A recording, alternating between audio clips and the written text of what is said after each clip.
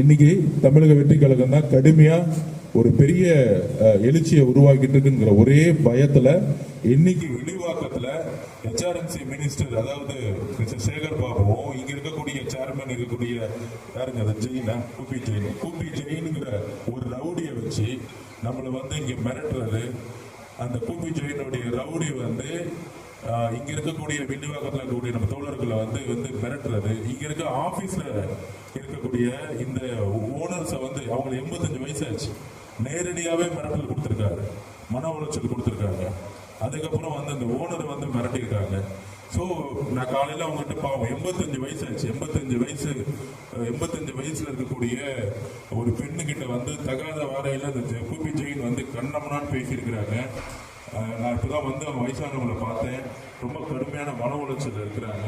நமக்கு பரவாயில்ல, ஒன்றும் பிரச்சனை இல்லை, நம்மளால யாருக்கும் எப்பொழுதும் எந்த விதமான சிக்கல்கள் வர வேணாம். நம்ம எந்த தப்புமே பண்ணல, நம்ம கரெக்டாக அக்ரிமெண்ட் போட்டிருந்தோம். இருந்தாலும் நம்ம வந்து இங்கே HRMC மினிஸ்டர் மிஸ்டர் சேகர் பாபுக்கு அவர் மினிஸ்டர் இல்லைங்கிறத நாங்கள் பதிவு பண்ணுறோம். டிபார்ட்மெண்ட் ஃபங்க்ஷன் பண்ணவே முடியாது. 40 வருஷமா இருக்கக்கூடிய ஒரு இடத்துல அக்ரிமெண்ட் போட்டு ஒர்க் பண்ணும்போது இந்த இடத்த காலியே பண்ணணும்னு சொல்லிட்டு முக்கியமாக வெளிவாக்கத்தில் இருக்கக்கூடிய இந்த அலுவலகத்தை காலி பண்ணணும், சீல் வைப்போம் நேற்றுலேருந்து 2 நாள் மிரட்டியிருக்காங்க அவங்கள. கண்டிப்பா வயசானவங்கள நம்ம வந்து என்னைக்கும் அவங்களுடைய உணர்வுகளை நம்ம மதிக்கணும். அவங்க மிரட்டல் கொடுத்துருக்காங்க. 85 வயசு பெண்ணுக்கு ஒரு பாட்டிக்கு ஒரு முதியவங்களுக்கு ஒரு பயத்தை கிரியேட் பண்ணியிருக்காங்க.